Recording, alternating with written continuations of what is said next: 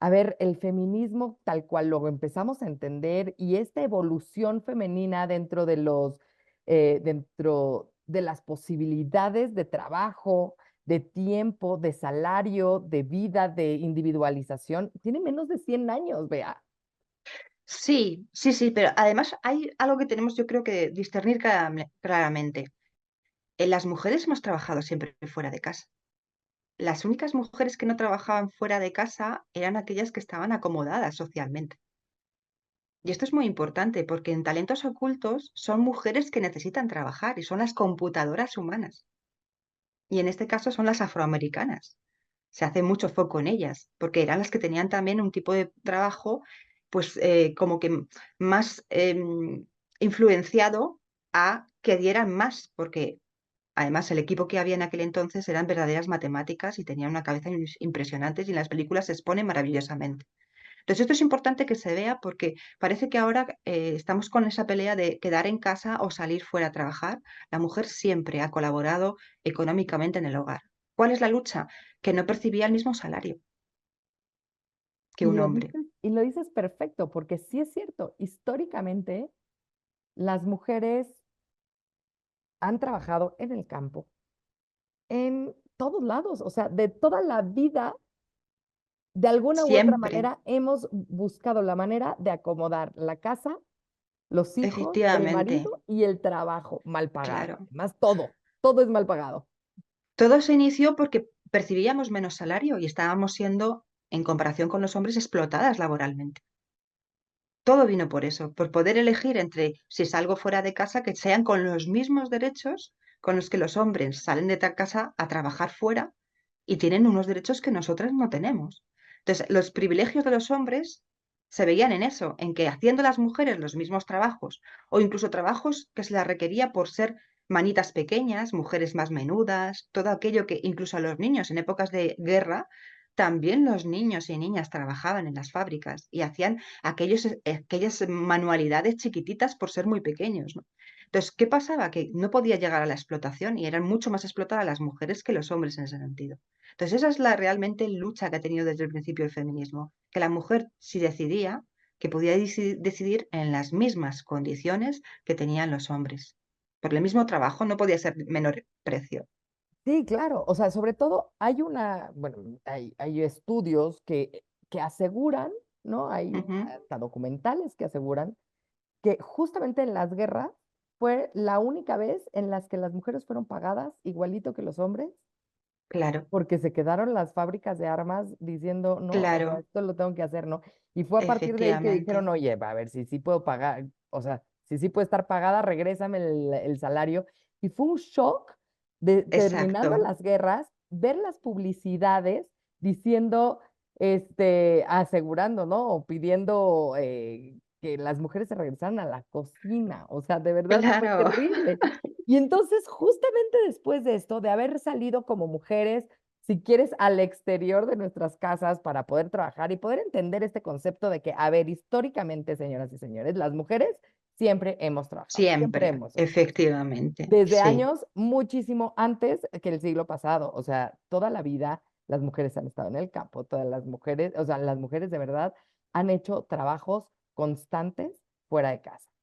Y entonces, ¿por qué de repente tenemos esta sensación de que los asuntos espaciales, si somos de Venus,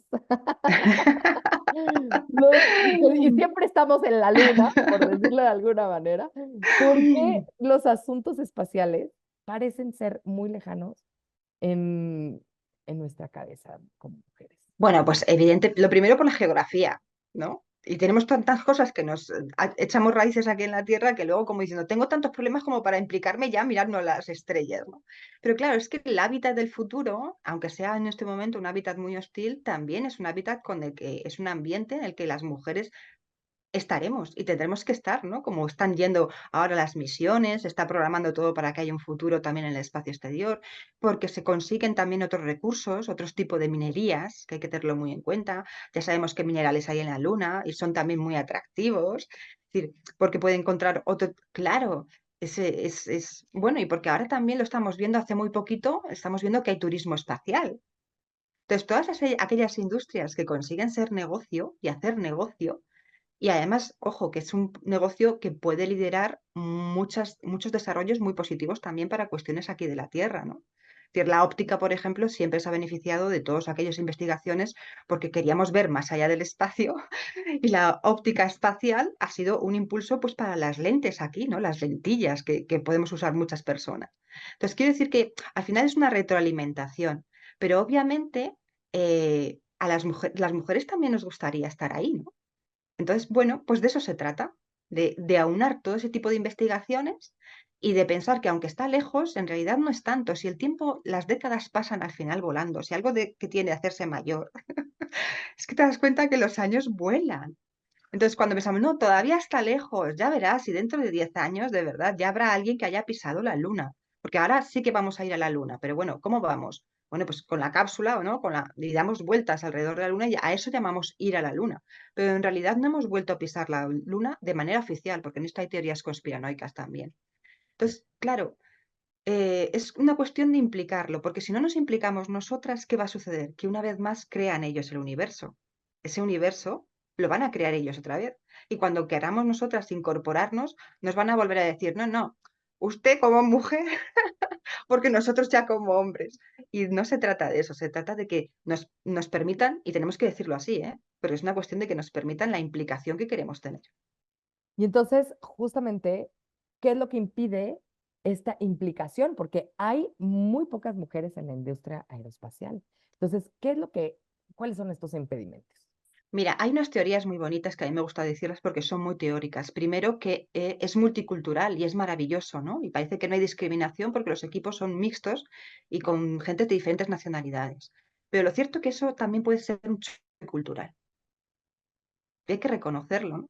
Entonces, no todos los países están tan desarrollados en esto de la evolución de los derechos de las mujeres y su consideración como una más del equipo. Y esto a veces pasa, Eso que estás claro, diciendo es fuertísimo, una más del fuertísimo. equipo. Una más del equipo, es que se trata de eso. Entonces hay muchos equipos masculinizados que aunque son de diferentes orígenes y nacionalidades, hay que tener en cuenta que su cultura para ellos puede ser una creencia limitante a la hora de tratar con mujeres. Dicho muy sutilmente y ocultando, por ejemplo, que puedan darse situaciones de conflicto que sí que ya las ha habido. Quiero decir que lo que hablamos antes de temas delictivos o tal, sí ha habido abusos, ¿eh? Durante las carreras espaciales y discriminaciones, ¿no? Ahí en el libro cuento algunas poquitas, ¿no? De lo que hay. Pero es que el choque cultural hay que tener en cuenta que se puede dar. Y esa es una de las cosillas que también, cuando hablas con los astronautas, es cierto que dicen, pero si es que todos somos de diferentes culturas, tenemos una mente muy abierta, es cierto, en la teoría. Pero es que todo en la vida tiene teoría y práctica. Entonces parece que no, pero nos pasa a las mujeres también, ¿eh? Hoy en día las mujeres dicen, las mujeres somos machistas.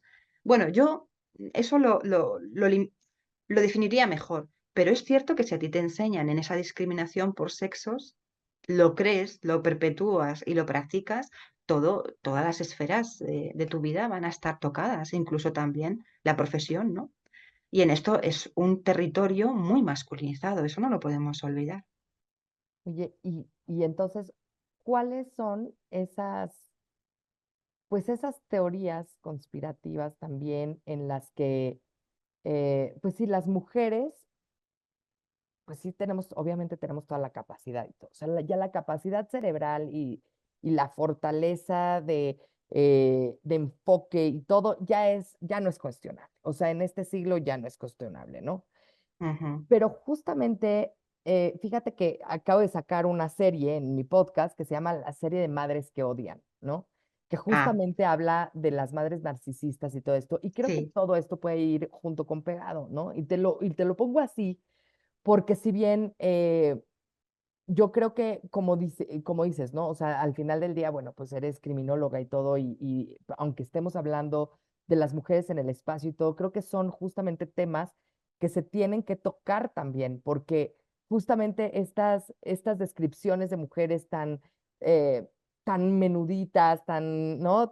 Ay, es que es una princesita, ¿no? Es Claro, tan así.